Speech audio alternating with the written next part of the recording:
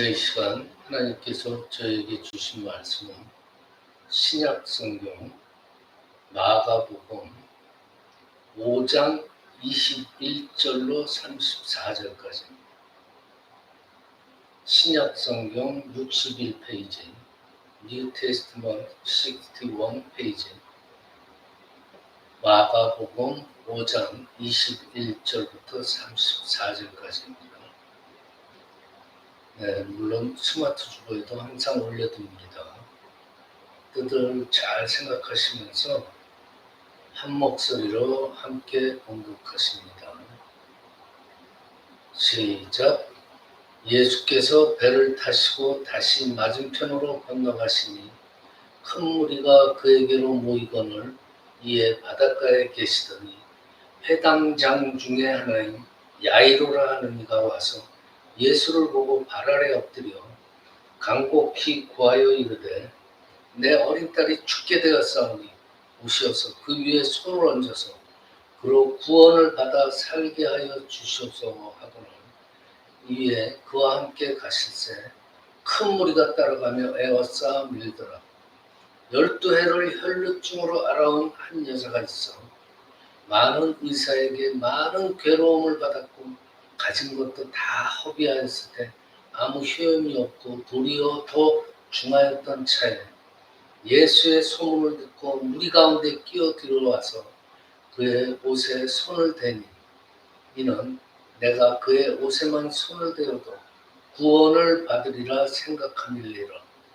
이에 그의 혈류 근원이 곧 마름에 병이 나은 줄을 몸에 깨달으니라. 예수께서 그 능력이 자기에게서 나간 줄을 곧 스스로 아시고 무리 가운데서 돌이켜 말씀하시되 누가 내 옷에 손을 대었느냐 하시니 제자들이 여짜오되 무리가 에워싸매는 것을 보시며 누가 내게 손을 대었느냐 물으시나이까 하되 예수께서 이 일 행한 여자를 보려고 둘러보시니 여자가 자기에게 이루어지는 일을 알고 두려워하여 떨며 와서 그 앞에 엎드려 모든 사실을 여쭈니 예수께서 이르시되 딸아 내 믿음이 너를 구하였으니 평안히 가라. 네 병에서 놓여 건강할지어다. 아멘. 오늘 말씀의 제목은요. 도전입니다. 도전. 오늘 본문 말씀은 예수께서 행하신 이적들이 많지만 이 본문 말씀에는 두 가지 이적이 한꺼번에 겹쳐 있는 거예요. 예수께서 갈릴리 호숫가에 계실 때에 그 지역의 회당장인 야이로가 자기 딸이 병이 들었으니 오셔서 고쳐달라, 살려달라. 그래서 예수님께 엎드려서 간구를 했어요. 그래서 예수님께서 그 야이로 회당장을 따라 야이로 집으로 가던 중에 어떤 한 무리를 또 만나서 거기에서 혈류증 앓는 한 여인 때문에 걸음을 멈추게 돼요. 두 가지가 겹쳤죠. 이 혈류증이라는 건 이게 혈류 그러잖아요. 피가 흐른다. 만성으로 피가 계속 흐르는 거예요. 근데 여성이 이 혈류증이라는 뜻은 여성의 그 자궁에 이상이 생겨가지고 그 하체로 계속 피가 멎지 않는 거예요. 현대의학적으로 보면은 암의 일종인 고립점막하 섬유증이라고 부릅니다. 저도 자세히는 모르겠는데 현대의학자들이 성경을 보면서 추측하건대 그런 병일 거래요. 암이래요. 그러니까 그 당시에는 불치병이죠. 이 혈류증을 앓는 여인이 몰래 사람들 무리에 끼어들어서 살짝 예수님의 옷자락을 살짝 만져. 그 이유가 뭐냐? 이 여인은 예수님 옷자락만 손을 대어도 내 병이 나을 거라는 믿음이 있던 거예요. 확실한 믿음이 있던 거예요. 그러니까 그 행동을 한 거예요. 그런데 성경이 뭐라고 써요? 놀라운 일이 벌어지잖아요. 12해 동안, 12년 동안 계속 멈추지 않던 그 피가 멈췄어요. 근데 예수님은 자기가 이렇게 지나가다가 누가 옷에 손을 대서 그 느낌으로 한 게 아니라 자기의 능력이 쭉 빠져나가는 걸 느낀 거예요. 그래서 누가 내 옷에 손을 대었느냐 하고 물어보는 거예요, 제자들. 그러니까 제자들이 뭐래요? 아, 선생님, 지금 이 많은 사람들이 밀고 당기고 하는 이 마당에 누가 손을 댔는지 어떻게 합니까? 그걸 말하고 묻으니까 지금 이런 식으로 대답을 한 거예요. 근데 예수님은 제자들이 그렇게 얘기를 해도 아랑곳하지 않아요. 계속 무리를 쫙 훑어보세요. 근데 그때 이 여인이 더 이상 숨기면 안 될 것 같아. 그래서 예수님한테 나와가지고 엎드려서 사실대로 말씀을 드렸어요. 그러니까 예수님이 뭐라 그러냐? 딸아, 네 믿음이 너를 구원하였으니 평안히 가라. 네 병에서 놓여서 건강할지어다. 라며 여인의 믿음을 칭찬하셨어요. 병에서 낫기만 하는 게 아니고 병에서 나서 건강하게 지내라. 축복하죠. 근데 원래 어디로 향하셨어요? 회당장 야이로의 집으로 가던 중이었잖아요. 그러니까 그 사이에 이 여인의 혈류병 걸린 여인을 치료하는 그 사이 그 과정에서 벌써 야이로 집에서 딸이 죽었다고 소식을 가지고 온 거예요. 야이로 입장에서 얼마나 참 원망스러워요. 그 여인이. 그렇죠? 그 여인 때문에 지체가 된 거예요. 근데 거기 종들이 와가지고 아이고 선생님 따님이 죽었어. 근데 예수님이 그 말을 들어요. 예수님은 그 딸을 고치기 위해서 가던 중이잖아요. 그러니까 무슨 상황인지 알죠. 그 딸이 죽었다. 그랬더니 예수님이 뭐래요? 두려워하지 말고 그냥 믿기만 해라. 자, 혈류증 걸린 여인, 또 이 회당장 야이로. 정말 인생의 막다른 골목에서 기적을 경험하는 거예요. 이 여인과 야이로. 현실적으로 정말 불가능한 사실들, 정말 괴로운 사실들, 암담한 사실들에 넘어가지고 불가능하다고 그랬잖아요. 불가능에 뭘 했어요? 도전을 한 거예요. 뭘 가지고? 믿음을 가지고 도전을 한 거예요. 예수님께서 그들의 도전에 뭘로 답해요? 치유, 구원의 기적을 선물로 답하고. 이 말씀을 통해서 여러분들의 삶, 인생에 주님이 이루시는 그 기적의 선물을 한번 경험하시기를 간절히 원해요. 여러분들 도전이라는 것은 이 본문 말씀처럼 불가능을 가능하게 하는 요소가 충분히 있어요. 혈류병 여인을 봐요. 본문에는 뭐라고 했어요?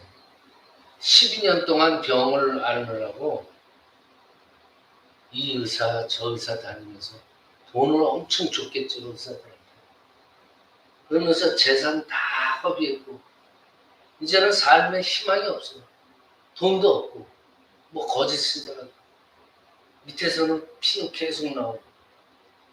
근데 이 여인한테 복음이 들린 거예요, 복음이.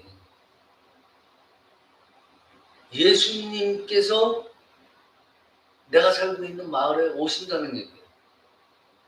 소문을 들어서 익히 알고는 있었는데 그분이 우리 마을에 오신다? 여인이 망설이지도 않고 예수께로 달려가는 거예요. 왜? 정말 암담한 처지에 막바지까지 가 있는 상황에서 자기 자신에게 주어진 마지막 기회일지도 모르는 이 순간을 놓칠 수가 없었던 거예요. 27절입니다. 예수의 소문을 듣고 무리 가운데 끼어 뒤로 와서 그의 옷에 손을 대니 이는 28절이에요. 이는 내가 그의 옷에만 손을 대어도 구원을 받으리라 생각함이니라.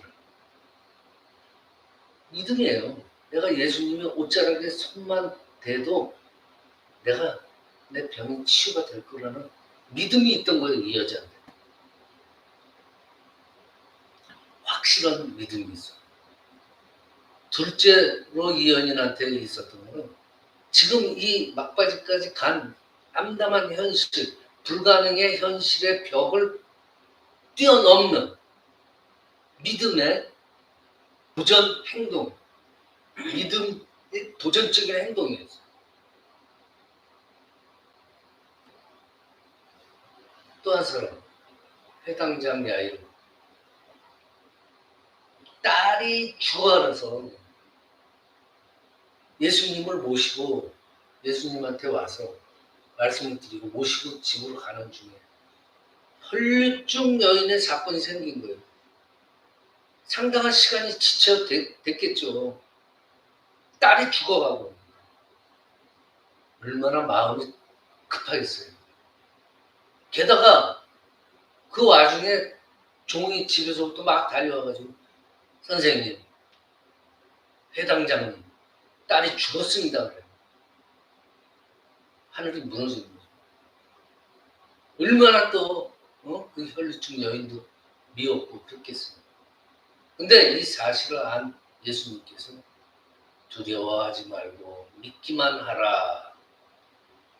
그랬을 때 보통 사람들 야이로 같았으면 속이 터지죠. 죽었다는데 두려워하지 말라. 믿기만 해라. 그렇지 않아도 화가 나 죽겠는데. 근데 해당장은 아니. 예수님의 그 말씀에 믿음으로 도전했어. 믿기만 해라. 그래. 해당장 그 말씀을 듣고 그냥 믿었어요.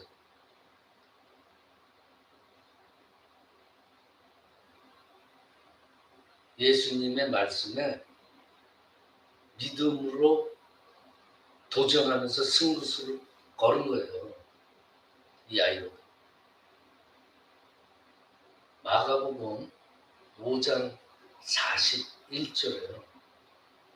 오늘 본문 그 다음에 이어지는 단어예요. 뭐가 나와요? 달리다굼. 달리다굼. 이게 아람어로 소녀야 일어나라 라는 뜻이에요. 달리다굼. 예수님께서는 믿음이 약한 아이 부모를 위하여, 야이로를 위하여 죽은 소녀를 살리시는 현장을 아예 보게 해요. 죽은 소녀가 일어나요. 달리다굼. 자, 혈류병 고친 여인, 해당장 야이로. 이 두 사람처럼요. 이 암담한 불가능한 현실을 넘는다는 것은 쉽지 않은, 정말 우리도 잘 알잖아요. 불가능에 도전을 한다는 것은 쉽지 않아요. 불가능이 가능하게 되는 것을 쉽게 도전할 수 있다면 이 세상 사람들 모두들 기적이라는 단어가 없겠죠 아마. 왜냐면 모든 게 다 쉽게 이루어져. 근데 그렇진 않잖아요 세상. 그러면 우리는 어떻게 해야 되나? 자 여러분들 세상 만사 마음먹게 달렸다라는 말이 있잖아요. 즉 나의 행동과 생활 속의 모든 일은 내 생각에 따라 움직여지고 현상들이 나타나게 돼 있는 거예요.